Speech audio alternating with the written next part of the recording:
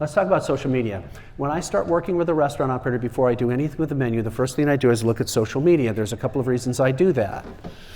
I look at reviews. What I'm looking for is what are consumers saying about your restaurant. Now, when I look at Yelp, I get that that's essentially just a bitch session. That's why people go there. They're there because they're angry. So you don't have to pay much attention to that one. I look there because I want to see what they're complaining about.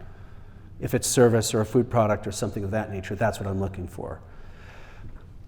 I'm also looking at TripAdvisor, Zomato, Urban Spoon, Facebook. I'm looking at all those places because I want to see what people who are more friendly are talking about. What do they like about your restaurant?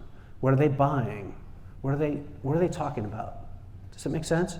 There's all this information going on, and if you're not paying attention to it, you're not looking at it every day, you're missing a great opportunity. Also, you should be talking back to these people. And what we're looking for is a 4.2 to 4.5 stars for an independent restaurant. If you have a chain like McDonald's or something bigger like that, none of this matters because you're going to go anyway because you know the product. What you're building is something called trust, and that's what a brand builds, is trust. If your customers trust you, they come back. If they don't trust you, they don't come back. Got that right? Here's a few facts to take with you. Harvard study, a 1-star increase on Yelp, 5 to 9% increase in sales for an independent restaurant. It means nothing to a chain. If you're a Subway, none of this matters. But if you're an independent restaurant, it matters a lot. And if you have 25 or so restaurants or less, this matters a lot. If you're bigger than that in the community, then people know who you are. Forbes, 71% of consumers recommend a restaurant responds quickly on social media. By the way, do it, and do it in public. People want to see how you're going to respond. A lot of my restaurant operators, when they first come to me, they'll say, well, I do respond, but I do it directly. I don't do it online. I'm like, but you're missing an opportunity because other consumers are going there and they're seeing how you responded. If you're not responding out loud in front of everybody, they won't know what you said. Crazy, right?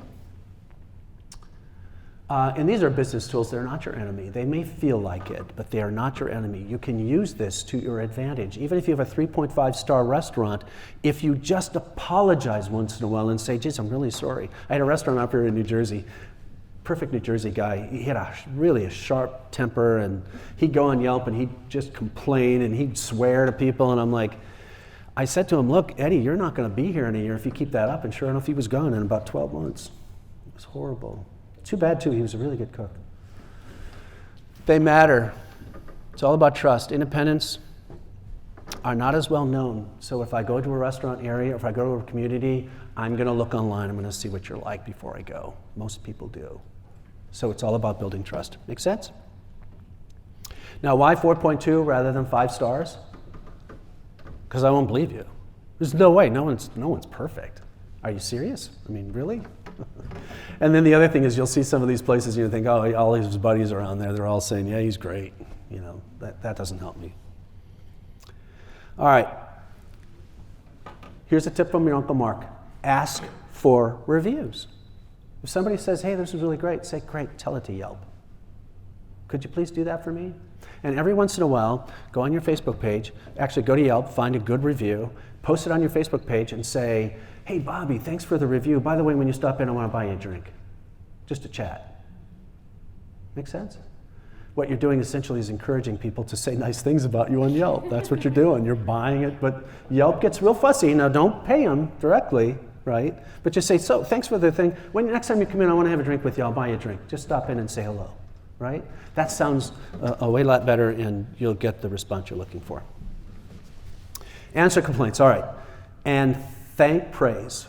Pay attention to what people are saying. Most want to bitch, but there is some truth to everything that's there. No matter how bad or scathing the review is, there's something there. Do it publicly and be cool. Do not lose your cool. It is really important that you do not get angry online because it sticks.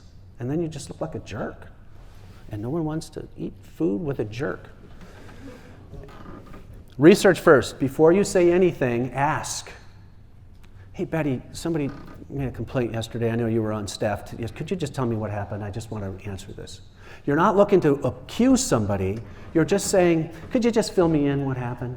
Just ask, right? Apologize, even if it's not your fault. This is really critical. If it is your fault, apologize even more. Do it twice. But even if it's not, just say, I'm so sorry you had that experience. The moment you do that, if someone's angry, it takes all the pressure off. Show empathy and compassion. It is really important for you to do that. And then, do not overcompensate. In fact, only compensate when someone's in the restaurant. You need to teach your customers that if they're going to complain, they have to do it while they're there. Never give away free food online, because if you do, everyone's going to complain because they know they get a free meal. Make sense?